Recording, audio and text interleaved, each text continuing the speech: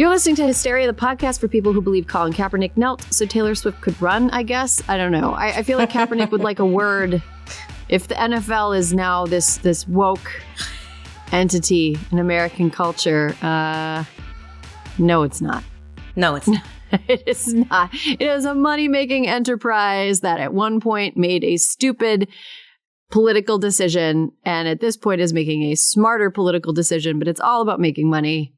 It's always about making money. I disavow it. It is a head injury factory. It's not a woke progressive mouthpiece. What a ridiculous It's definitely not stance. Sometimes I think conservatives who don't ever talk to liberals or progressives or leftists make a decision about what leftists are doing in their imagination that has nothing to do with reality. It's like talk to somebody who is on the left side talk to a single person and they will be like, no. Even just talk to a moderate. Well, it's like, you know what? It is like when right-wingers are like, well, Lena Dunham did this. And it's like, yeah, we don't like her either. Like, what? I don't know. Well, she doesn't represent us. No, you know? She doesn't represent us. I liked girls. She doesn't speak for me. Let's just leave it at that.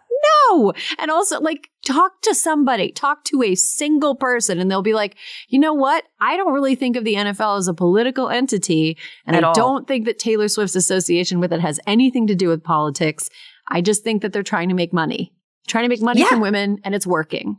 It's working. TikTok, I can't get away from it on TikTok. All these girls in Kelsey sweatshirts.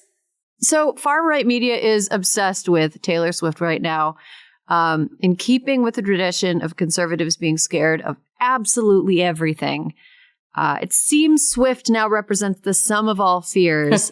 It's a woman who's made her own money, who seems to be happy despite the fact that she's unmarried, doesn't have kids, and loves spending time with her cats. Also my hero. I mean, a lot of people's hero. A lot of people look to Taylor Swift and they're like, yes, yes. Also, she voted for Joe Biden in 2020, and she is dating Travis Kelce of the Kansas City Chiefs, in case you've been living under a rock or you don't have a television. Congratulations if you don't. Conservatives are convinced that the Chiefs' advance to the Super Bowl was rigged so Democrats could capture the national stage and use it to their advantage. Erin, no one has ever accused the Democrats of being that coordinated. No. Oh my gosh. That's communist levels of organization. That is beyond. The socialists have the capability to be that organized, not the Democrats. But ever since the Chiefs defeated the Ravens to advance to the Super Bowl last weekend, which I was sad about. I wanted to see the Ravens make it. I'm tired of the Chiefs in the Super Bowl, honestly. Tired of it. You know what? They're like the University of Michigan to me of college football. It's like, okay, enough already. No. Someone else needs a chance. No, yes. Michigan isn't the one not giving people a chance. It's the University of Alabama. It's SEC teams that are not giving people a chance. Sorry, I'm still living in the late 90s. Okay. That's fair. my foundational college football experience. Fair. Okay, so since the Chiefs made it to the Super Bowl, which the Chiefs have been like one of the best teams in the NFL for the entirety of the season. It's not like they just came out of nowhere like the Bucks under Brady. Like they've been one of the best teams for the entirety of the season. It is not a surprise. It doesn't seem weird. The game was like very decisive. It wasn't like there was some kind of reffing dispute that the likelihood that the Chiefs were predestined to go to the Super Bowl is low. Like It's very silly. But nonetheless, this week has really been an entertaining one if you like watching unhinged Fox News segments. Vivek Ramaswamy, Elon Musk, and Fox host Jesse Waters have put on their thinking caps and predicted that Taylor Swift will endorse President Biden in the 2024 election. And that this is all somehow related to a big scheme by Democrats to get Joe Biden elected.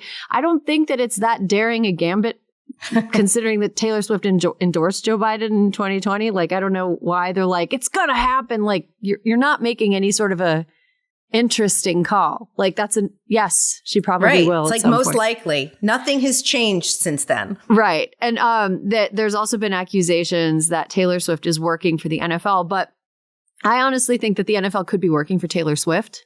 Let's think about that. She has sold out more stadiums than the NFL has this year, I think. True. And this all could be PR for Reputation Taylor's version. Nobody's considering that. Listen, there is no one more media savvy than Taylor, or someone who seems to like actually hate the media. Like, she's not even on social media. Like, they think she's doing all this and she's not. She doesn't follow people. No, that's the funniest thing. They are yelling at a wall. Like, they are yelling at a wall. And also, can we please stop quoting Vivek Ramaswamy as some sort of... Oh my God. Since he quit running for president, he's just a fucking guy. He's just a guy. Just a guy. There are tons of people who are just a guy yelling at a wall about Taylor Swift. And you know what he is, Erin? He's a bit shrill. I think Vivek's a bit shrill. He's extremely shrill. He's extremely hysterical. He's just annoying. He's a bug in the ear of the American media, and he's just an off-putting guy.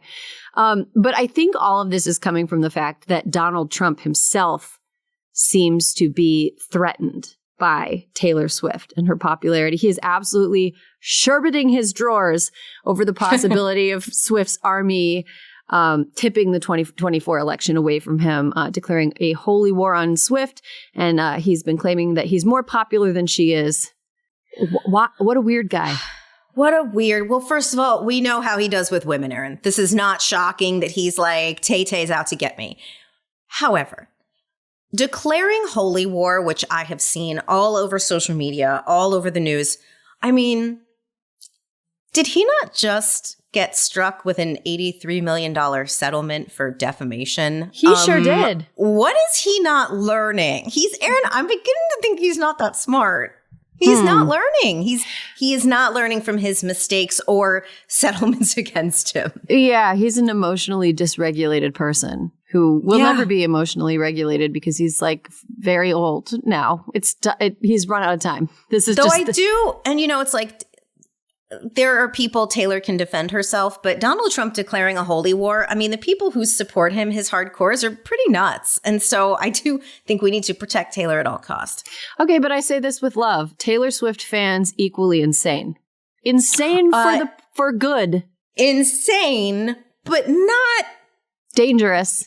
Not dangerous. The Taylor Swift fans are not going to storm any government buildings. That's what I'm talking about. They're not going to climb scaffolding. Well, they might climb scaffolding to take a selfie with her, but not to not to take down property Congress. Destruction as an end in and of itself. But Taylor Swift, I think that Donald Trump supporters and any strategist that's trying to usher Donald Trump to victory in 2024 should be concerned about Taylor Swift and Taylor Swift fans. They are very well organized. Very. They are very plugged into messages. I want them to do bracelets for Biden. Yeah, I mean, they might. We'll see. I'm sure somebody in the White House is already talking to somebody on her team about that. This has all happened. So they're super organized, and here's how organized they are. Last week, fake AI-generated deep fake nudes of Taylor Swift were circulating on the website formerly known as Twitter. And Taylor Swift fans, 200,000 of them, organized to be like, fucking knock this off. They were so organized, they were able to get Elon Musk's Twitter to block searches for Taylor Swift for a period of time. They've only just now been reinstated. Right. Can you imagine getting him and that company to do anything pro-social whatsoever? No, nothing. They really scared the shit out of him. Exactly. So I think that, we were looking at her concert calendar, weren't we, for up to the election. I think she has some Florida dates pretty close to the election. What a delicious treat that would be. That would be pretty funny if Taylor Swift suddenly made Florida in play, and all of a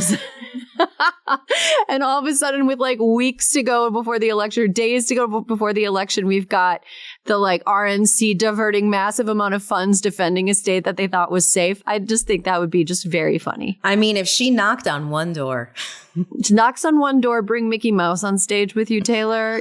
Anything. Oh my, Ron DeSantis would have a stroke. Oh, this is so perfect. I hope she's listening to us. Ron DeSantis would topple from his heels in a dead faint. But this deepfake thing is, we're like laughing about it now. It's really fucked up. It's something that I recently learned there are no federal laws against.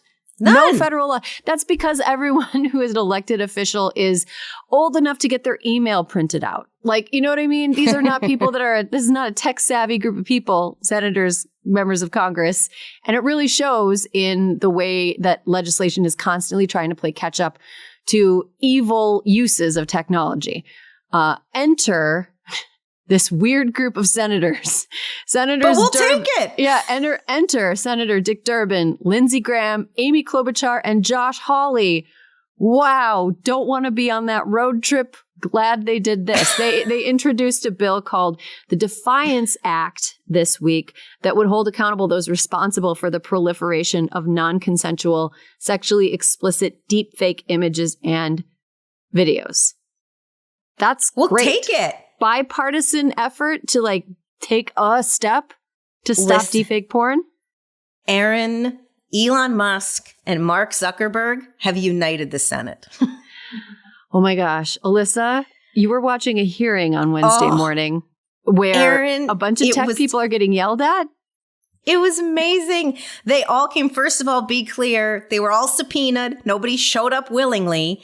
But Amy Klobuchar, Lindsey Graham, how often am I hooting and hollering for Lindsey Graham from the comfort of my sofa? Never. This is the first time I've ever heard you hoot or holler for him. They basically were like, I've never seen people enjoy anything so much, but they were like, Mark Zuckerberg, tell us about the controls you have in place. And Mark Zuckerberg was like, so here's the thing.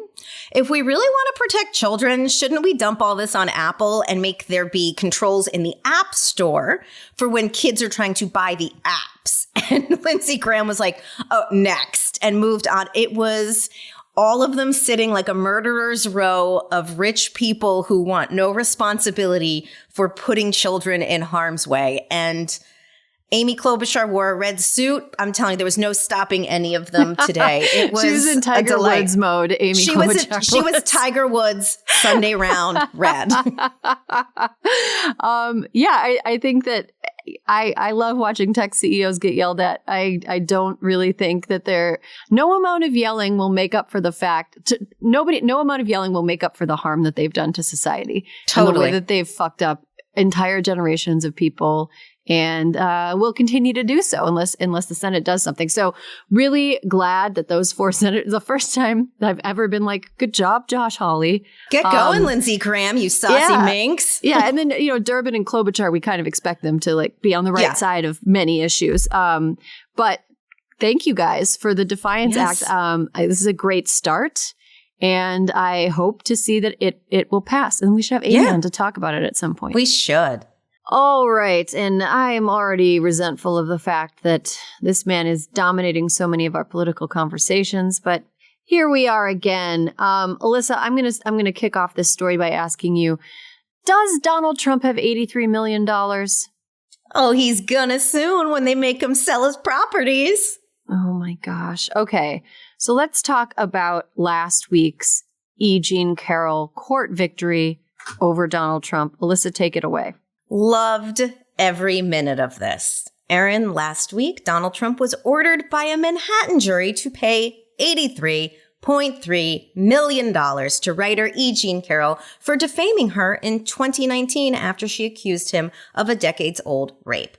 Attacks he continued in social media posts, at news conferences, and even in the midst of the trial itself.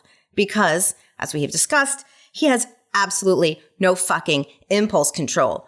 Great quality for someone running for president. Carroll's lawyers, who I love watching. You know what I love? I love her lead attorney, Roberta Kaplan, who's just throwing around those LL Bean bags. To me, that is a woman who came with zero fucks and a job to do. She's like, oh, I'm not even trying to fit this in some posh leather bag. I've brought LL Bean to trial. Why wouldn't you? It's the highest quality bag for the price by a country mile. It is. And so E. Jean's lawyers went in. They argued that a large award was necessary to stop Trump from continuing to attack her.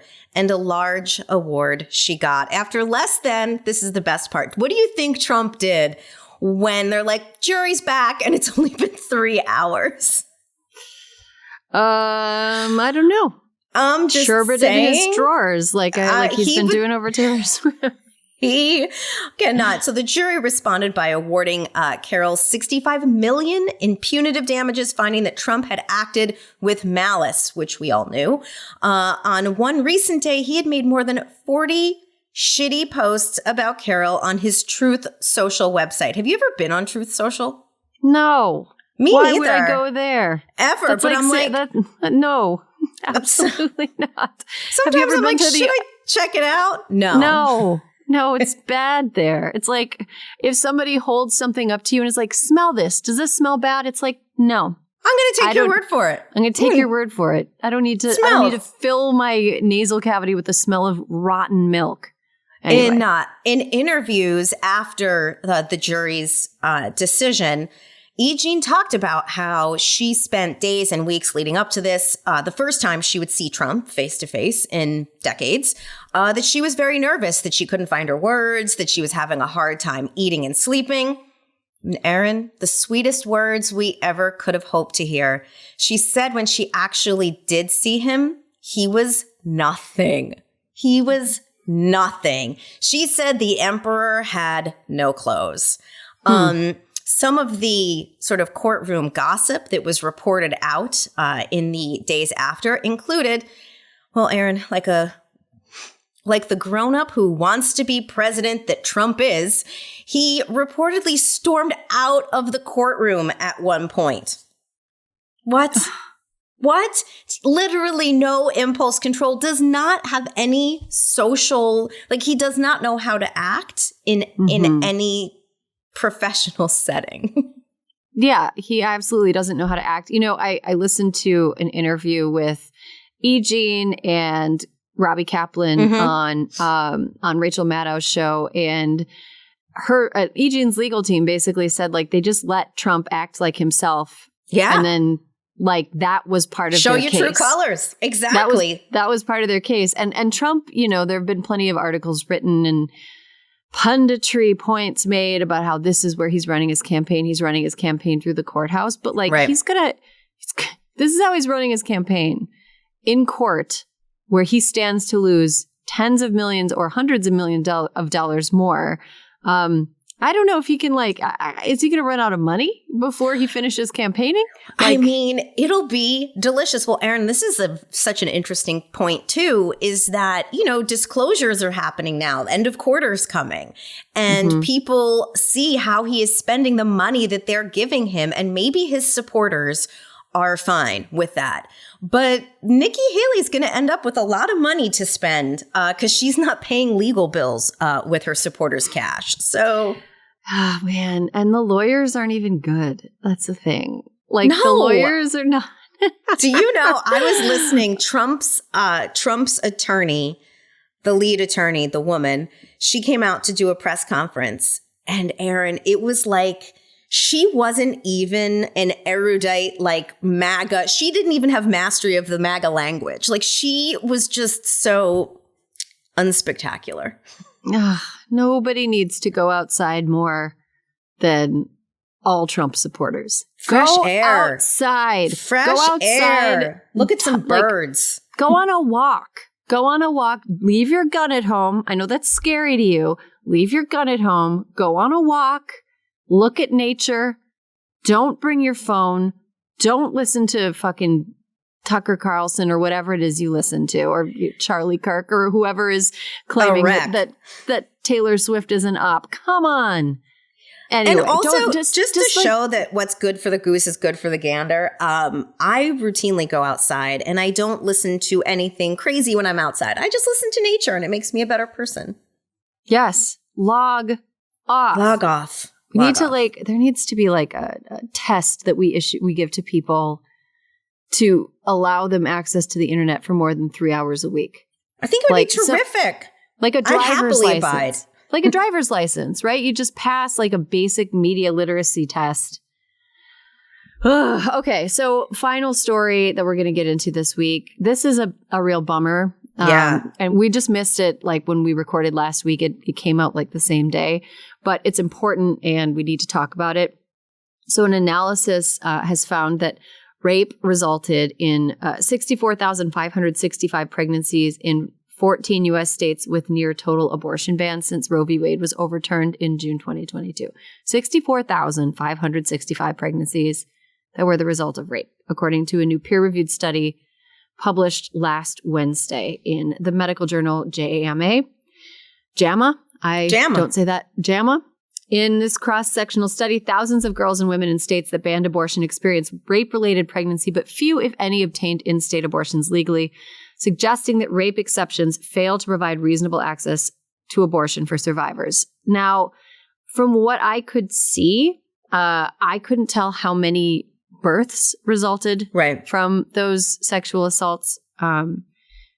So it is probable that many of them travel to other states, but it is also reasonable to assume that those that were the most disenfranchised, were the least able to travel to other states, probably were forced to go through childbirth and are now more than likely raising the child of their rapist, because most mothers don't give their children up to adoption. So yeah, it's really, really bad. You know, I'm old enough to remember when Texas Governor Greg Abbott was questioned about a lack of rape exception, workable rape exception in his state's abortion ban, and Governor Abbott was like, "No, we're just going to get rid of rape." Yeah, that's it. Erin. He was going to eradicate rape. What did you do, Greg? What happened? Where'd the eradication? Why is there Why still isn't rape? he out there on rape patrol? Why isn't he out there with like flags tied to his chair, wheeling around, being on rape patrol? Come on, Greg. Well, and Erin, in so many of these states too, when they say that there are exceptions for rape, they want to be able to prove you were raped before they let you have the abortion. So you have to go to the police, basically. Yes, you have to go to the police. You've been traumatized. You have to go to the police immediately. Because in some states also it needs to fall within the window. And so really, America's doing great. Yeah. You have to go to the police. You probably have to get a rape kit performed. Most sexual assaults and rapes are, the perpetrators in most cases are people already known to the victim. Yep. And so in many cases, you don't maybe your first reaction is like, this thing happened and I don't want to make things worse by getting this person I know in trouble. And I know that's just something that probably goes through people's heads. If it's a neighbor, an acquaintance, a family member, God forbid, it's just, it's so shitty. And there is no actual practical application of any rape exceptions. Those things are written into laws to make people who vote for cruel and awful men feel less bad about it. And this, Erin, this is, nearly 65,000 pregnancies that they know of. Yeah. Abortion ban exceptions are not really exceptions. No. Every ban is a ban. A ban is a ban is a ban is a ban. So, God forbid, if we're moving toward our federal elections in 2024 and you hear from candidates that they support a 15-week ban with exceptions, no, they don't. They support a ban. A ban is a ban. No exceptions actually in practical, on the ground, actually play out. And it's really awful and it's really sad and it really sucks to have to think about this all the time, but here we are. Here we are. 2024. All right. And one final piece of news, speaking of Texas, to round out news this week. So we released a new This Fucking Guy this week, Ken Paxton. Delicious. AG of Texas. You can find it on YouTube. It's just get to talk about a whole bunch of awful shit. We had so much awful shit about Ken Paxton. We had to cut stuff. He has had a decades-long career of being a weasel. I don't mean awful like whoa, he's so powerful. I mean like he's ineffective. He's a shit heel. He's a petty thief. He's a petty thief. He stole $1,000 pen and then was like, whoops, I thought it was mine. No, you didn't, Ken. You knew it wasn't yours. Didn't. You knew it wasn't yours, you fucking liar. He's a really bad person, and we got to kind of go into some of the many ways in which he's bad and makes people's lives worse in Texas and elsewhere. But we do have an update. In our video on YouTube, we say that Ken Paxton was supposed to be deposed in a whistleblower lawsuit, which is the same case that led to him being impeached and acquitted by the Texas State Senate in 2023. Right. that deposition was just blocked by the Texas Supreme Court. Temporarily blocked. We'll see. We'll see. But it seems like the Texas Supreme Court, yeehaw, in the pocket of the Attorney General, Ken Paxton, who is arguing that the whistleblower law in Texas doesn't apply to the Attorney General. Yeah, okay. So we'll keep you updated. He is such a fucking piece of shit that it's really hard to not report on everything he gets away with and doesn't get away with, because there's a lot that he's gotten away with. Too much. Too much. Okay, we're going to take a quick break. When we come back, an exciting update from Vote Save America. Okay, to close out news, we wanted to share some updates from the Crooked Front. We're excited to have Crooked Media's VP of Political Strategy and certified BFF of the show, Shaniqua McClendon, to talk about some exciting Vote Save America things we've got cooking up this election year. So Shaniqua, it's only the crack of February, and November feels like it's 27 years away. Is there anything really to do right now? There's a lot to do. So people probably remember George Santos got expelled from Congress last year. And so there's a special election happening in New York for the 3rd district. So that is something you can do. But I should start with saying, not every progressive organization is as lucky as us. We have an audience that just always wants to do stuff. So there are a lot of people in our Vote Save America community who have really centered civic engagement in their life. And so they want to do things. But to your point, there are actually things for them to do. There are California primaries going on right now. And that matters a lot because California has a jungle primary system where 2 Republicans could, in theory, make it to the general election. So helping out now will make sure that at least 1 Democrat makes it to the general election. And then there are special elections in the Pennsylvania House that will help in November with having majority in the House. So lots of stuff for people to plug into now, but then just general stuff like voter registration and just starting to talk to voters early so they don't feel like someone just started talking to them in October. Shaniqua, there are a lot of candidates who will eventually ask for money. Why should people give now and give to organizations instead of candidates? So something that I'm not sure a lot of people are paying attention to, but might have a sense of, is that progressive fundraising is down a lot. After Trump won, a lot of people were investing in the organizations that were trying to get rid of him. But since Trump has been defeated and some of the feelings around Roe, which I don't think feelings around Roe being overturned have gone anywhere, but the money attached to those feelings has definitely gone down. A lot of organizations don't have the resources they need to start this year off. Also, more people start paying attention as an election year goes on. So, that money comes in later. That's why, one, it's important to give to organizations because they lay a lot of the groundwork for candidates. Again, a lot of candidates are in primaries right now. And so they're just focused on that. And in that time, we could be registering voters. We could be talking to voters early about the issues they care about. And just, again, getting ready for what's to come, where most people start paying attention after Labor Day. We can prepare for that moment. So that's actually why we started the Anxiety Relief Fund.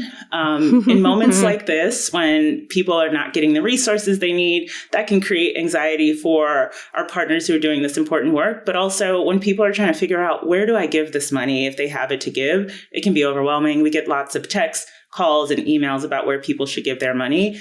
And we are pretty much taking the guesswork out of that for people. So we have a lot of organizations we work with. We vetted them, and they tell us what they need in the moment. And so we're going to direct the funds of that program. And it's pretty easy. You go to our website, votesaveamerica.com. It will be the first thing that pops up.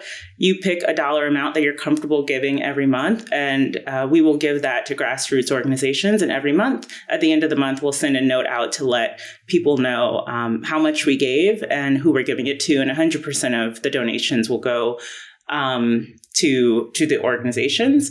And as of now, we have 250 people who have signed up to become sustaining grassroots donors, which is like more than we expected so quickly. And so we're really close to our end of week goal, our kind of launch week goal. So would definitely encourage people who can to sign up with what they can give. And if not, or in addition to, also find some actions that you can take. And what to do if you aren't in a position to give money right now? How else can you help? Yeah. So, I mean, volunteering is a really important way. We have a new action finder on our website, and you can pretty much tell us how you want to get involved. Do you want to do it virtually? Do you want to do it in person? Let us know where you live, and we can tailor the actions that come up based on what you want to do. So yeah, you can use our new action finder to literally find what the best opportunity is for you to plug in. But money is important, but so is time. That is not something that we have unlimited amounts of. And so if you can provide that, it's helpful. But also just, I know people say social media doesn't matter, but it is where a lot of people get their information. So sharing content like the news that you all talk about during the news segment, information that we're putting out on Vote Save America's Instagram or other social platforms, like getting that information in front of people who don't follow politics, that does not take long, but it can be very impactful in passing and furthering those messages. Shaniqua, it looks like Vote Save America's gotten a little makeover. Can you tell us what's new? Yeah. So as I mentioned, we have this action finder and we have this new anxiety relief program, but literally it's a literal facelift, something, I don't know if I'm supposed to say this, but something in 2018 that we were really focused on with the website was the user experience and making sure that it was really easy to use and people could navigate it to find what they needed very quickly. Admittedly, in 2020, I think it was mostly because of COVID and we had to shift so many things after our site was built. We had to add all this new stuff to make sure people had the information. It became kind of clunky. And things that are clunky, people don't like to use it, which means we're not getting as many volunteers and donors and people who are seeking out information through the site the way they need to be. So we've restored that. We have a lot of pictures of our volunteers who really just power everything that we're doing. And yeah, everything is easy to find. But definitely our action finder it just really streamlines our volunteer process. Before, it took a few extra steps for people to figure out what they want to do. Another cool feature, depending on where you live, if you just type in votesaveamerica.com, you will end up on your state page with a little geolocation thing. That might not be the right term for it. But again, so that we can get you to the most impactful things as soon as possible, as soon as you get to the site. Shaniqua, I'm super excited to play with the VSA site. I will be doing that during my workday when I should be working today. That's work. That's work. That's true. It is work. Shaniqua McClendon, thank you so much for joining us, and congrats on the facelift relaunch of Vote Save America. Thank you.